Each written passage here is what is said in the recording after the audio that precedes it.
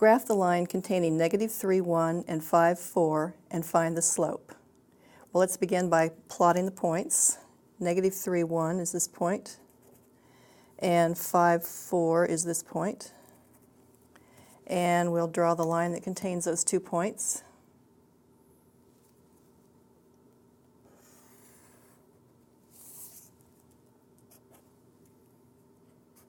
And let's label the points. This is negative 3, 1, and this is the point 5, 4. We can use these 2 points to find the slope of the line. The slope is y2 minus y1 over x2 minus x1. And let's let this point be x1, y1. And this can be x2, y2. We could do this either way, as long as we subtract consistently when we're finding the slope. So y2 minus y1 in the numerator will be 4 minus 1. And x2 minus x1 will be 5 minus negative 3.